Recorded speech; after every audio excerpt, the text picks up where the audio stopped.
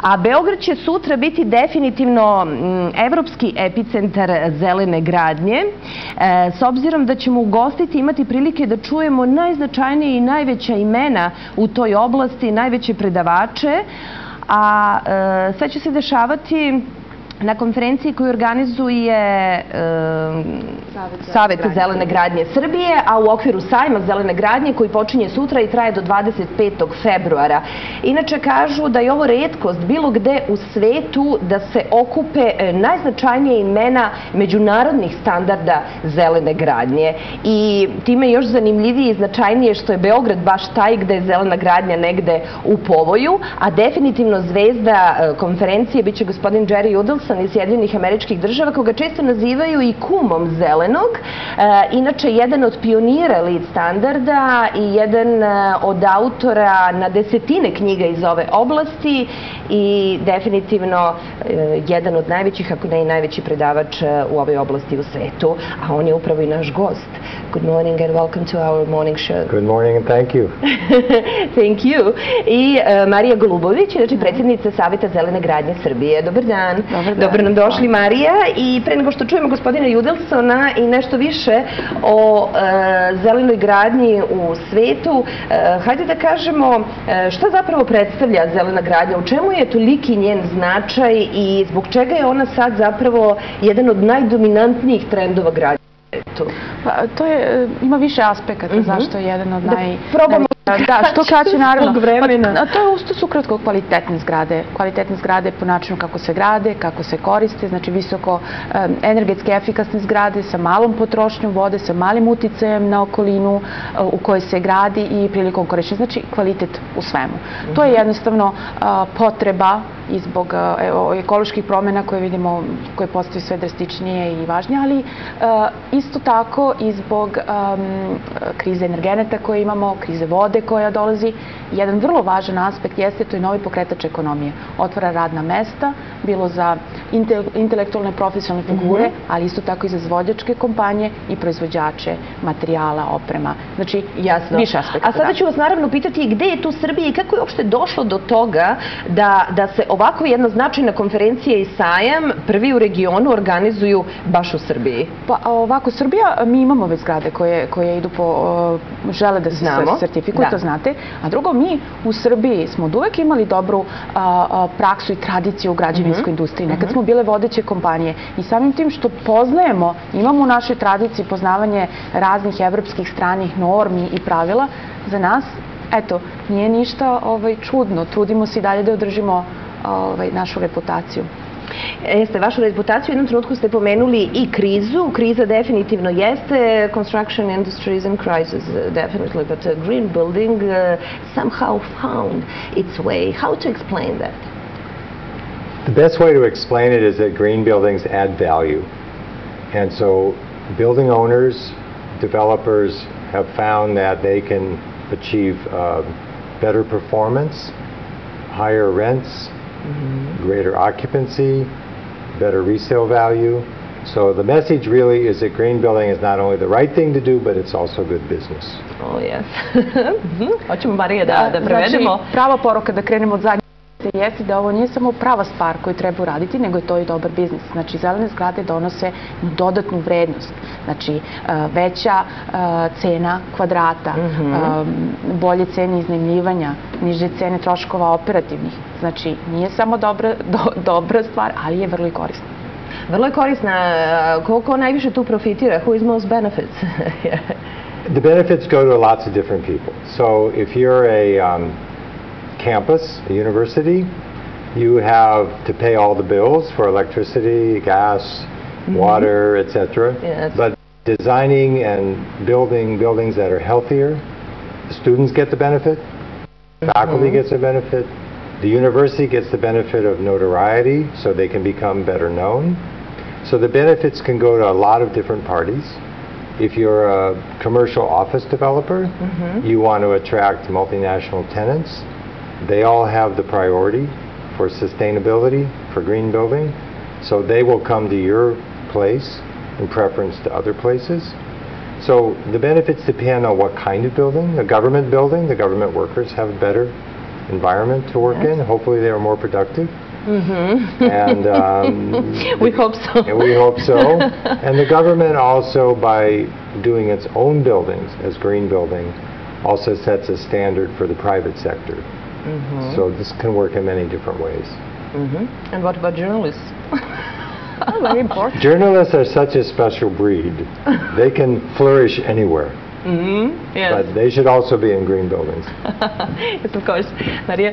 A ovako, pa da krenemo, ko ima koristi, to je bilo prvo pitanje, znači razni učesnici imaju koristi. Ako pričamo o univerzitetima, u kampusima, znači niži troškovi operativni i energije i vode. Ako pričamo o komercijalnim prostorima za iznajmljivanje, o samim, recimo kao što je naveo Džeri, multinacionalne kompanije koje žele da iznajme prostore, znači imaće povoljnije cene i povoljnije opet troškovi, bolje uslove boravka. Ako pričamo o vladinim organizacijama, njihovi ambijenti će biti komforni i kvalitativni i to će dovesti do bolje produktivnosti, nadamo se. I ako pričamo o novinarima, kao što je...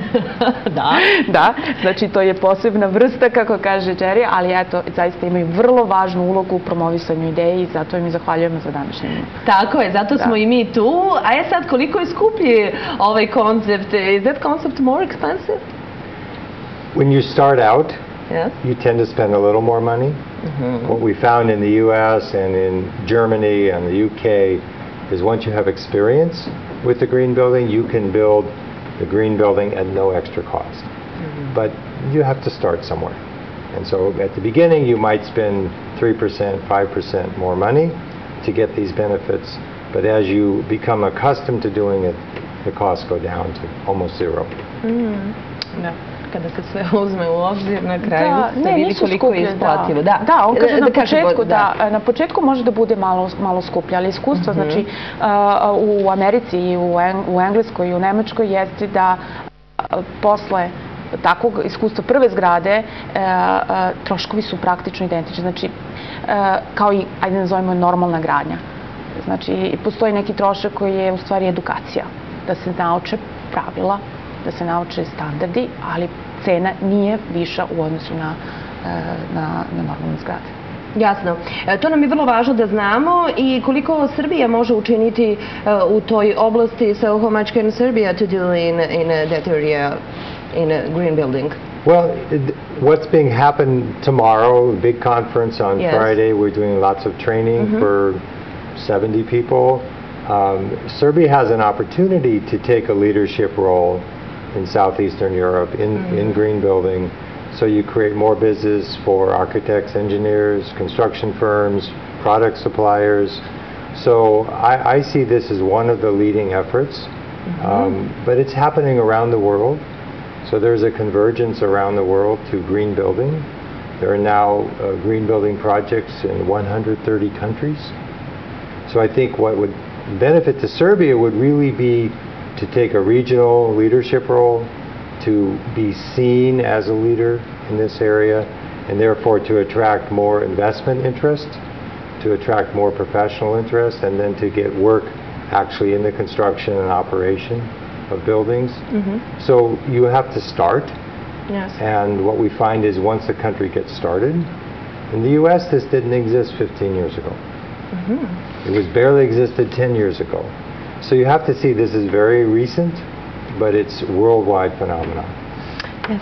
Ulivate optimizam. Da, kažete Marija. Jeste, evo to je ono što će se dešavati, kako kaže Džeri, naredna 2 dana. Mi ćemo, velika važna konferencija i naravno obuka profesionalaca na Džerijevoj obuci će biti oko 70 ljudi.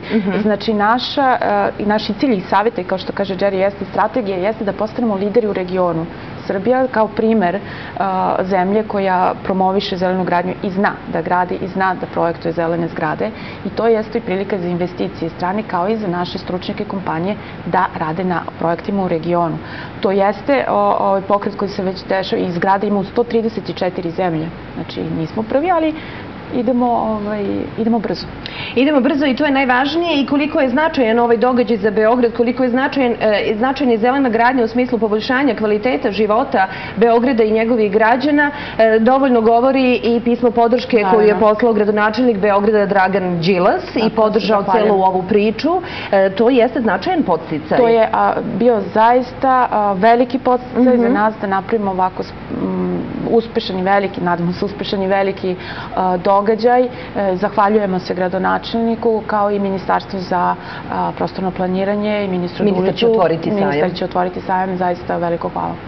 Da, hvala i vama puno i šta ćete raditi narednih dana u Beogradu? What should you do the next days in A Belgrade? da, zaboravila sam da gospodin Judelson i zna po nešto srpsko. Dobro. Dobro. What should you do the next days in Belgrade? What will I do? Yes. Well, it's interesting. One of the leading green building engineering firms in the United States was founded by a Serbian immigrant named Glumac. Mr. Glumac, yes, he's famous. Yes. So I've already visited his family here. And we will now go talk to architects. And what I like to do is talk to professionals about how to apply what they know in this new area. And otherwise I'll try to see through the fog. Kaže da je njegov veliki prijatelj, jedan vlasnik od jednih najvećih konsultantskih kuća u Americi, gospodin Glumac, koji je naš poreklom Beograđanin, migrior, znači posjetio njegovu porodicu. Posjetit ćemo arhitekt najveće konsultantske kuće u Srbiji da razminimo iskustva i kao što kaže, pokušat će da vidi kroz maglu, možda danas. Jeste, kroz maglu. I naravno, vama hvala mnogo na današnjem gostovanju. Velika nam je čast da ste bili gosti jutarnjeg programa Studija B i pratit ćemo sve što se bude dešavalo na ovoj konferenciji i na sajmu, a onda sledeći put kada dođete u Beograd obećavate da ćete biti naš gost. Time you promise to be their guest again when you come. Oh, absolutely. Absolutely. Thank you very much. Hvala. Hvala vam. And good luck in a great building. Thank you.